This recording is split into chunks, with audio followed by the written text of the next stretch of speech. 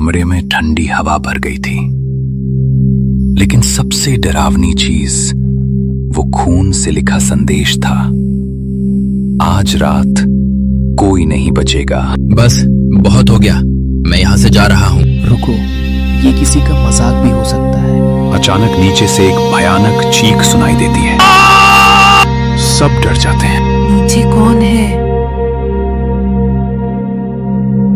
नीचे आकर देखते हैं कि कुछ मिनट पहले तक जो हॉल बिल्कुल सामान्य था, अब वहां सब कुछ तहस नहस हो चुका था।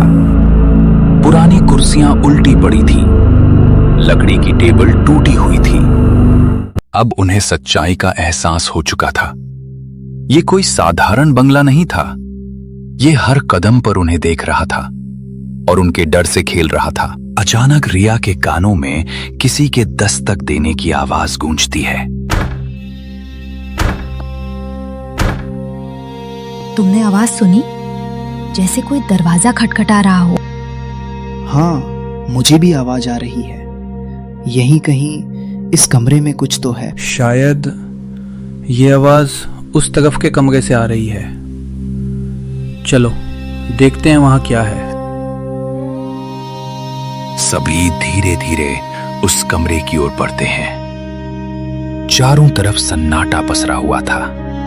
हर कदम के साथ वो अजीब आवाज और भी साफ सुनाई देने लगती है। वहां एक छोटा सा कमरा मिलता है। कमरे में बहुत अंधेरा था और ऐसा लग रहा था जैसे बहुत लंबे समय से वहां कोई आया ही न हो। दीवार पर लिखा था अनाया। यहाँ इस तरफ कुछ भी नहीं है, मैंने सब देख लिया। वो देखो, वहां टेबल पर कुछ रखा है। ये वही डायरी है जो हमने ऊपर देखी थी। शायद इसमें हमें कुछ मिल जाए। चलो देख लेते हैं।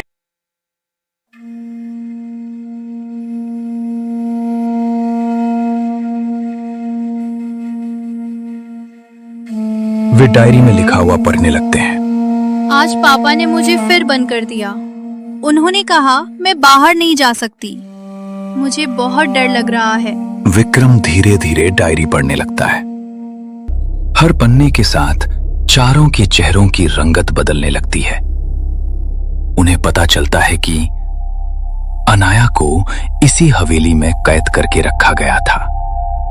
ये सच जानकर चारों की आंखें नम हो जाती हैं। कुछ पल के लिए पूरे कमरे में सन्नाटा छा जाता है। अचानक कमरे का तापमान गिर जाता है। सफेद धुंध पूरे कमरे में फैलने लगती है। उस धुंध में अनाया दिखाई देती है। वो फूट फूट कर रो रही होती है। मुझे यहाँ से निकालो। तुम कौन हो? भाग जाओ। किससे?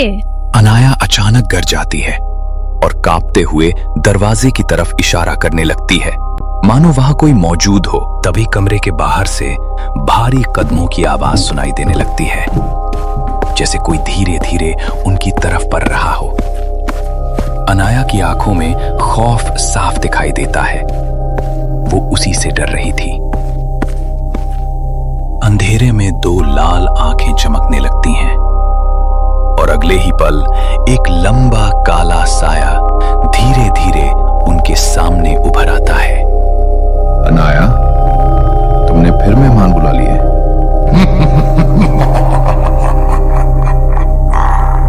भागो! से बाहर निकलते ही सबके कदम वहीं थम गए। नीचे जाने का रास्ता गायब था। जहां सीढ़ियां होनी चाहिए थीं, वहां अब एक ठंडी पुरानी दीवार खड़ी थी, जैसे वो हमेशा से वहीं मौजूद हो। सबके चेहरों पर डर साफ दिखाई दे रहा था। तभी सबकी नजर उस दीवार पर टंगी एक पुरानी घड़ी पर गई। उसकी सुइयां धीरे धीरे चल रही थीं। घड़ी में रात के 3 बजने में सिर्फ 15 मिनट बाकी थे। गांव वालों का कहना था, रात के ठीक 3 बजे इस बंगले में नरक का दरवाजा खुलता है और आज वो समय आने वाला था।